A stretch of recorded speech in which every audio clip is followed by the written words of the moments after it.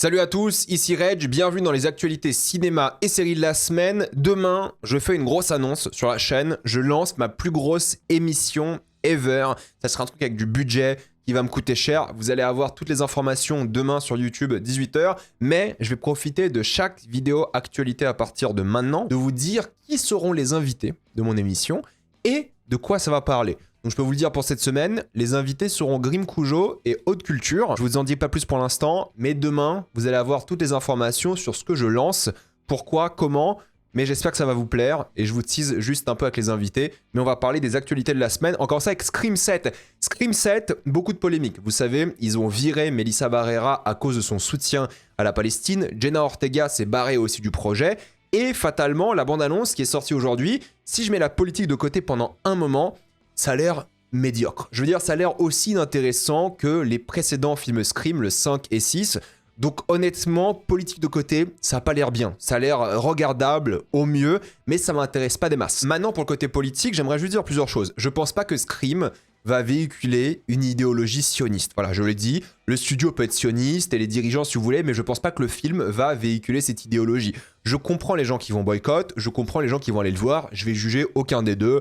Le film, d'après moi, n'est pas problématique en soi. La direction qu'a prise la saga à cause des dirigeants, à cause justement de cette insulte qu'a été la liberté d'expression par rapport à Melissa Barrera qui a été renvoyée à cause de son soutien à la Palestine, je trouve ça insultant et honteux, mais je pense pas que le film lui-même sera problématique idéologiquement. Ça, je le pense pas. Et il y a évidemment tout le problème du fanservice, les acteurs qui reviennent, Neve Campbell et tout, évidemment. Bien sûr, ça, c'est un peu chiant, mais encore une fois, n'allez pas tacler Neve Campbell qui a pris son chèque pour le film, qui revient dans un film qui n'a rien à voir avec la politique, et même le réal d'ailleurs qui s'est barré, c'était Christopher Landon, il s'est barré du projet aussi. Mais Neve, quand vous regardez par exemple, parce que j'ai vu beaucoup d'harcèlement envers elle, elle soutient la Palestine. Voilà, donc c'est pas parce qu'elle joue dans le film que c'est une sioniste. Parfois, bah oui, elle a envie d'avoir une carrière, des films et tout, et je pense pas que le film sera sioniste. C'est juste pour dire ça, je soutiens les gens qui boycottent, je suis tout à fait ok avec les gens qui ne boycottent pas. Dans les deux cas, pour moi, c'est ok, c'est pas un film que j'ai trouvé révoltant. Mais pour parler du film, ça a l'air médiocre et inintéressant. Ça, je le répète. Moi, je pense que j'irai le voir, parce que voilà, c'est mon travail aussi, et je pense que je peux être un minimum diverti, mais vu que j'ai pas aimé les précédents, j'en attends pas grand-chose. Mais encore une fois, je n'irai pas le voir via le prisme de cette idéologie. Cependant, si le film est gaze, le boycott et la polémique, disons, ne va pas aider, évidemment. Une autre bande-annonce qui a l'air intéressante, c'est Fuckham Hall. Oui, c'est bien fait exprès que ce soit fuck et fuck, on s'est compris. En gros, c'est une sorte de Downton Abbey en mode y a-t-il un flic? Et ça a l'air pas mal du tout. J'aime bien ce retour aux comédies grotesques. Moi, je suis pas fan des comédies de base, mais là, des comédies 100% grotesques, dans le monde de l'aristocratie, avec des acteurs qui sont assez talentueux pour faire de la comédie en mode whodunit aussi. Je pense que ça peut être pas mal. Je sais pas si ce genre de film va sortir en France en salle, mais même voir à la maison, ça peut être très divertissant.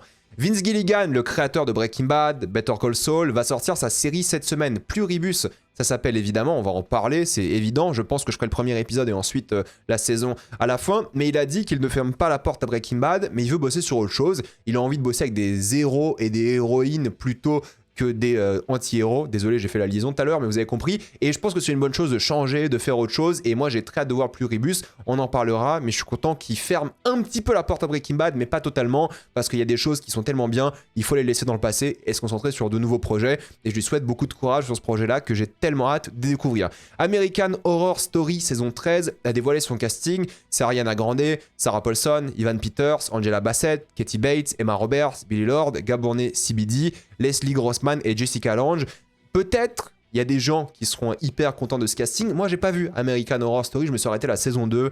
J'ai pas du tout aimé la saison 2, c'était pas trop mon délire. Il y a des gens qui adorent, apparemment ce sera la suite possiblement d'une des saisons, apparemment Covent. Je sais pas si c'est comme ça qu'on prononce ou si c'est le nom même de la saison, mais pour les fans d'American Horror Story, je pense que vous avez un casting qui va vous faire plaisir, donc le voici. En parlant de casting, nous avons le casting des femmes des Beatles. Vous savez, il y a 4 films de Beatles qui vont sortir en 2028. Tous le même jour, ce qui est hyper particulier. Donc là, nous avons Saoirse Ronan, ça je l'avais déjà annoncé, mais qui jouera Linda McCartney. Nous avons Anna Sawai, qui est une super actrice, hein, vous l'avez vu dans Shogun évidemment, qui va jouer Yoko Ono. Donc je pense que c'est un choix de casting fabuleux parce que c'est le personnage féminin principal de ces films. Emily Wood, qui va jouer Patty Boyd, et Mia McKenna Bruce, qui va jouer Maureen Starkey. Je suis grave content parce que c'est toutes des actrices formidables. Je les ai toutes vues dans des projets hyper intéressants à chaque fois. Donc j'ai tellement hâte de les voir jouer. Par contre, le projet, moi, ce qui me fait peur, c'est la sortie simultanée. Il y a moyen que ça change et que ce soit juste pour le marketing. et j'espère que le film sera bien parce que Sam Mendes et les acteurs principaux et tout.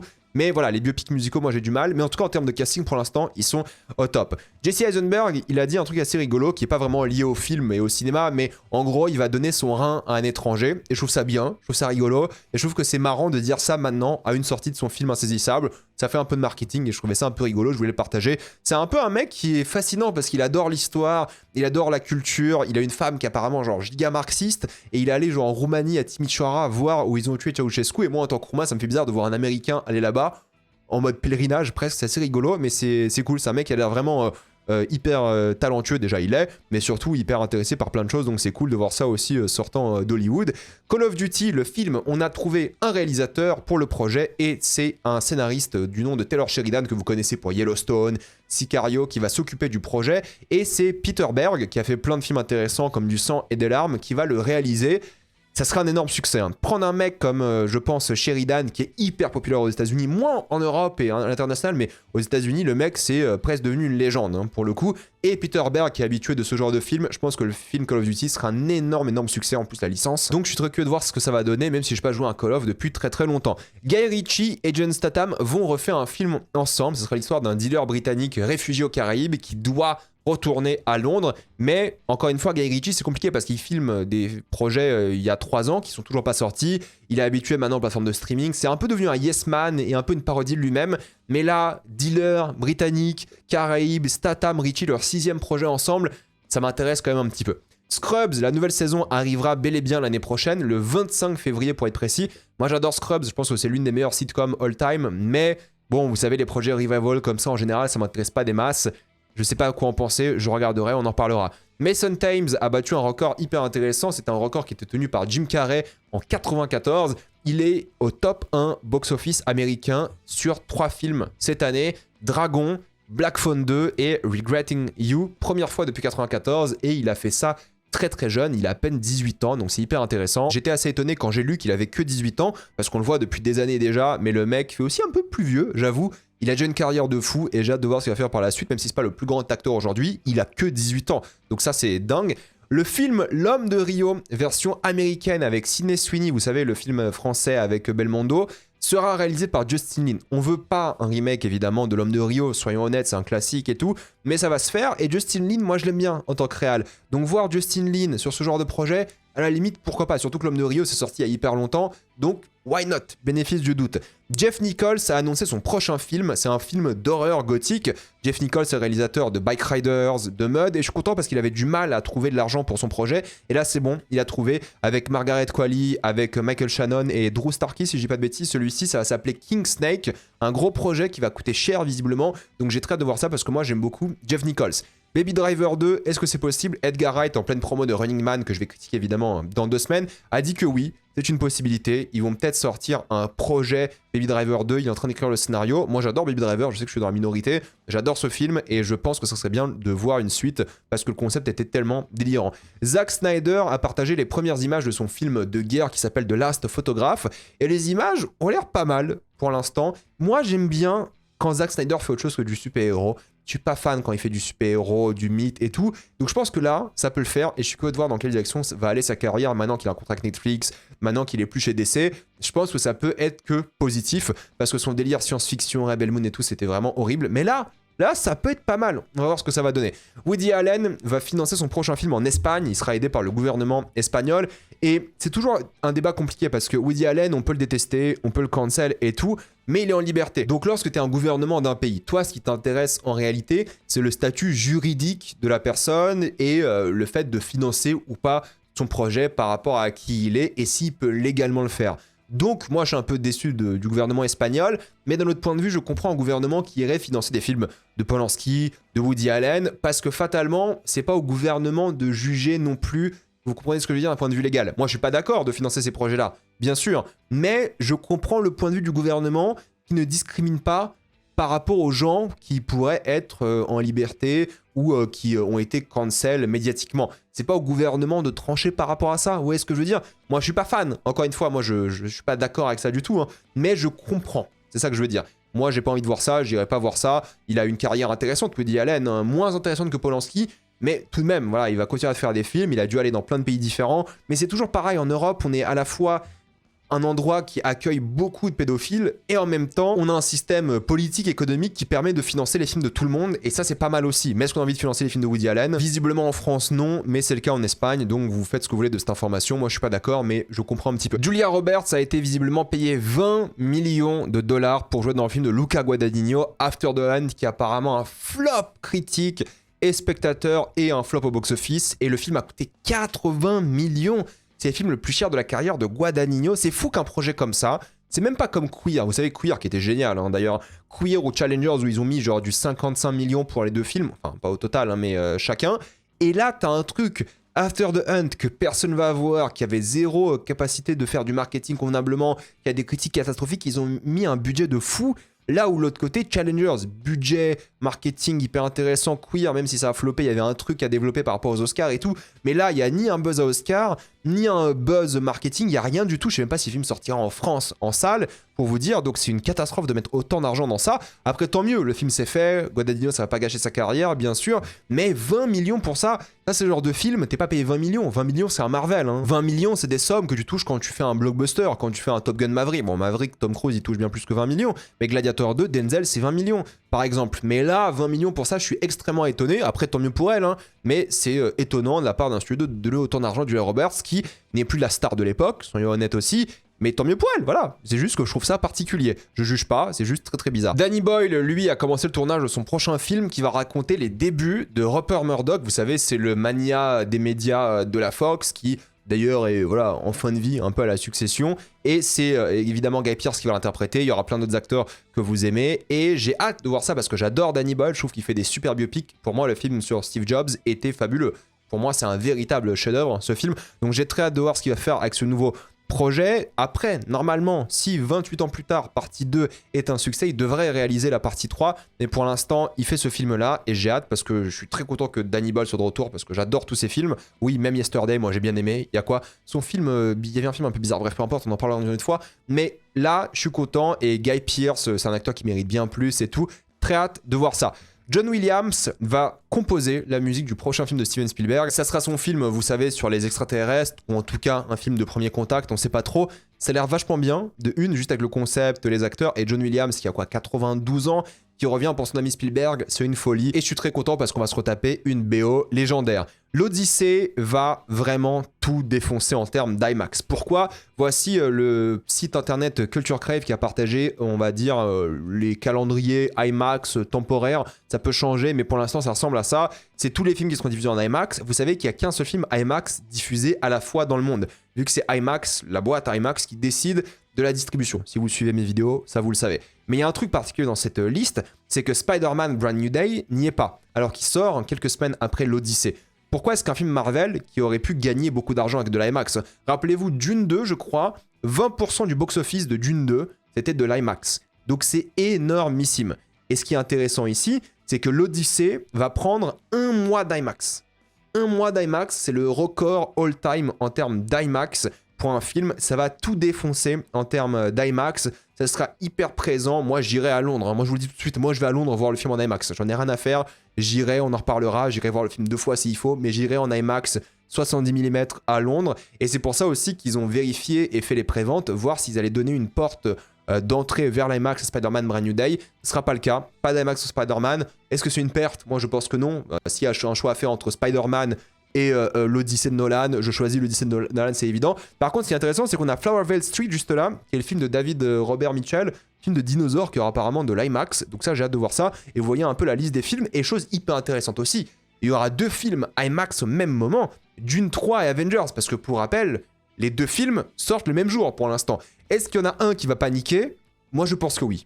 Moi, je pense qu'il y en a un qui va paniquer. Ou alors, ils vont faire, vous savez, le bromance de l'année où t'as Avengers et Dune qui sortent le même jour. Moi, j'y crois pas des masses. Moi, j'aimerais bien. Moi, ça me va. La semaine de fou. Dune le matin, Avengers le soir. Incroyable. Mais je n'y crois pas des masses. Je pense qu'il y en a un qui va décaler, surtout qu'ils vont se faire la guerre sur l'IMAX. Et IMAX, ils sont pas très fans de ça, parce qu'il y aura des salles, imaginons, vous allez au BFI de Londres, on fait comment? Il faut une séance IMAX Dune un jour, une séance IMAX Avengers un autre jour. Ils vont se faire la guerre, ils vont perdre tous les deux de l'argent. Donc pas sûr que ce soit une bonne synergie, mais en termes d'IMAX, pour l'Odyssée, c'est hyper intéressant. Et évidemment, ce qui est intéressant aussi à voir, c'est le Narnia. exclusivité Netflix. Et pour la première fois, Netflix vont faire de l'IMAX, ce qui est super intéressant. Et vous voyez plein d'autres choses comme le projet Tom Cruise Inaritu qui aura l'IMAX aussi, le Vaiana aussi. Bon bref, ça va être, je pense, assez intéressant à voir ce que ça va donner. Mais je suis très curieux de voir qui va broncher entre Dune et Avengers. Si la plage un mois de l'Odyssée va vraiment booster son box-office, pour moi l'Odyssée, sans déconner, hein, le marketing va commencer. Pour moi, l'Odyssée, c'est un film qui peut atteindre les 2 milliards. Hein. Rappelez-vous de ce moment-là. Je l'ai dit en vidéo, je le redirai. Mais pour moi, l'Odyssée, si le bouche à oreille est bon, si les critiques sont bonnes, ça tape le 2 milliards. C'est Nolan, le réalisateur le plus connu en activité. C'est l'histoire la plus connue, peut-être de l'histoire autre que les histoires religieuses, évidemment, comme la Bible, le Coran, la Torah, tout ça. Mais je pense que l'Odyssée, ça va être un carton, mais planétaire. Et moi, je le répète, ça sera l'événement cinéma peut-être de la décennie. Que j'aime ou pas Nolan, peu importe, moi j'aime bien, mais je pense qu'en termes de marketing, de projet, ça sera l'événement de la décennie, ça sera un truc unique, on va s'en rappeler pendant des années et des années, si le film est bon. Si le film est une déception, là on va bien rigoler, mais si le film est bon, je pense que ça sera l'événement de la décennie. Pour parler un peu de box-office, il faut savoir que Chien 51 a fait 1 million d'entrées en France. Et il y a plein de gens qui m'ont dit pourquoi t'es pas allé le voir? Est-ce que t'es pas allé le voir parce que c'est un film de droite et tout? Non, je voulais voir le film, je voulais en faire la critique d'ailleurs, parce qu'en plus c'était parfait, c'était le 15 octobre, j'avais un slot pour faire la critique, mais j'étais vraiment hyper débordé. Je vous explique pourquoi demain en vidéo, et j'ai pas eu le temps de voir plein de films, donc Chien 51 je l'ai pas vu. L'homme qui rétrécit, j'avoue que je l'ai pas vu parce que j'ai vu l'original, je l'ai revu récemment et ça m'a un peu refroidi de voir le remake, et j'ai pas encore vu Arco et la petite dernière, pourtant j'ai envie de les voir ces films-là, mais j'étais tellement surchargé de travail en ce moment que j'ai pas pu les voir, mais ça fait 1 million. Pour un film comme ça, à ce budget-là, c'est pas excellent, mais le bouche à oreille était fatalement pas bon. Et il faut savoir qu'aux États-Unis, c'est le pire mois d'octobre depuis 97, avec un mois qui a rapporté 425 millions aux États-Unis, alors qu'à l'époque, ça avait rapporté 385 en 97. Donc c'est le pire mois en 30 ans, sauf que 385 au box-office en 97, c'est l'équivalent de 779. Donc c'est le pire mois d'octobre ajusté pour l'inflation depuis très longtemps. Donc ça explique évidemment les flops aussi par rapport à Tron Ares et tout. Les gens ne sont pas allés voir des films en salle en octobre aux États-Unis. Il y a de moins en moins de gens qui vont en salle en octobre, mais il n'y a pas eu aussi une offre qui a plu au grand public. Là, novembre, moi je pense que ça va bien se passer avec Wicked et tout. Juste ça va dépasser les 400 millions, je pense, aux States et plein d'autres projets. Moi je le répète, lorsqu'il y a des films qui sont diffusés en salle qui intéressent les gens vont en salle. Stranger Things, j'ai le droit à sa bande-annonce de la saison 5. Et oui, ça a l'air vachement bien, j'ai rien à dire en termes de suspense, de drame, d'effets spéciaux. Alors oui, il y a quelques trucs un peu bizarres sur les effets spéciaux, quelques décors et tout, mais globalement, ça reste une série télé. La série télé la plus chère de l'histoire des séries télé, c'est vrai, 55 à 60 millions par épisode. C'est des films à chaque fois, ce sera des épisodes d'1 heure, 1h30 au début, et c'est en 3 parties le 27 novembre, et évidemment, du coup, le jour de Noël et la veille du Nouvel An. Ça a l'air bien. Désolé, hein, moi j'aime bien Stranger Things, je trouve que c'est une très bonne série. La saison 5, elle va être spectaculaire, grandiose, et ils misent tout sur l'action, ils misent tout sur le blockbuster, et je pense que pour une série comme ça, qui est quand même le porte-étendard de Netflix, ça me choque pas. Je pense que c'est ok, je pense que c'est normal, donc il n'y a aucune surprise de ce point de vue-là. Et la bande-annonce, oui, moi, m'a donné envie, et m'a mis un peu dans le train de la hype, ça a l'air super bien. One Piece saison 2 sortira le 10 mars, et ça a l'air bien aussi. Alors la bande-annonce c'était un peu problématique en termes d'effets spéciaux, mais moi j'ai bien aimé la première saison, l'énergie des pirates, les personnages et tout. Là le 10 mars, je sais pas ce que c'est ce monde de glace, je n'en sais rien, mais ça a l'air intriguant. Adam Driver va jouer dans une nouvelle série qui s'appelle Rabbit. Ça sera une sorte de Dog Day Afternoon apparemment, c'est une série Netflix de Peter Craig, qui était donc le scénariste de Top Gun Maverick, et réalisé par Philippe Barantini, qui est le réalisateur de la série Adolescence. Je pense que le projet peut être bien, à voir ce que ça va donner, mais j'ai très hâte de voir ça. Avengers Secret Wars, vu qu'on parlait un peu d'Avengers tout à l'heure, commencera son tournage en avril. Est-ce qu'il y aura un scénario? C'est ça la question qu'il faut se poser, parce qu'Avengers Doomsday a fini son tournage sans scénario terminé. Il y aura évidemment des reshoots, c'est normal pour ce genre de projet, surtout Marvel, mais est-ce que Secret Wars aura un scénario? Très bonne question, mais le tournage commencera en avril et il y aura aussi des reshoots, c'est sûr. Woody Harrelson a dit qu'il va refuser de refaire un True Detective. Bon, c'est des choses qui peuvent changer. En fonction de l'argent, Woody Harrelson, il aime bien la thune aussi, donc ça peut changer, mais pour l'instant, il a dit non à toute proposition, et il dira non, pour l'instant aussi, à tout ce qui concerne True Detective, saison 1, partie 2, on s'est un peu compris, et je pense que c'est une bonne chose, on n'a pas besoin, True Detective saison 1, c'était très bien, on peut s'arrêter là.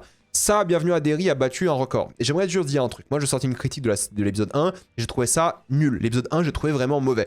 J'ai vu l'épisode 2 entre temps, et j'ai trouvé bien. L'épisode 2, en gros, il a pris toutes les critiques que j'avais énoncées et s'est amélioré. Ça prenait plus son temps, les jumpscares étaient meilleurs, plus personnels, il y avait plus de drame, d'intrigue. Et oui, là, j'ai hâte de voir la suite. Mais il faut savoir que c'est un succès, un énorme succès, le 3e plus grand succès de l'histoire d'HBO Max, juste derrière The Last of Us et House of Dragon, pour un lancement, pour un pilote, évidemment. Donc oui, pourquoi pas. Là, moi, je suis un peu tenté et j'ai hâte de voir la suite parce que l'épisode 2 m'a convaincu. Concernant White Lotus saison 4, on sait que ce sera en France, mais il faut savoir qu'il y aura 2 intrigues. Une intrigue à Paris et une intrigue sur la Côte d'Azur. Je pense que c'est une bonne idée, je pense que ça peut être intéressant, ça va changer un petit peu, donc pourquoi pas. Clayface a fini son tournage, vous le savez, le film va sortir en septembre l'année prochaine, James Watkins à la réal, why not? J'ai hâte de voir ce projet, un petit projet de body horror dans le monde de DC, pourquoi pas, ça peut être intéressant. Concernant les sorties de la semaine, c'est Grafted que j'ai eu en lien de visionnage, mais j'ai pas eu le temps de le voir. Apparemment, c'est un face horror, donc ça sort cette semaine. Allez donner du soutien à ce projet aux distributeurs qui sont hyper sympas avec moi, je dis, voilà.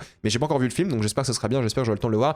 Train Dreams sur Netflix, apparemment, c'est très très bien. Ça, et il faut le voir en salle, mais bon, voilà, on n'a pas de salle qui diffuse ce genre de projet en France. C'est un peu dommage, mais visiblement, c'est magnifique et un très bon projet. Predator Badlands, il y aura ma critique évidemment ce mercredi. Et Pluribus, j'en parlerai aussi, je pense, parce que j'ai hâte de voir le projet. Voilà, dites-moi dans les commentaires ce que vous pensez de toutes ces actualités. Êtes-vous d'accord, pas d'accord, j'ai envie d'avoir votre avis. Pour ça, vous abonnez à la chaîne pour voir les prochaines vidéos. Mettez un j'aime, ça aide beaucoup la chaîne. Suivez-moi sur tous mes réseaux, Spotify, TikTok, Instagram et Twitch. Et moi, je vous dis à la prochaine fois. Salut à tous.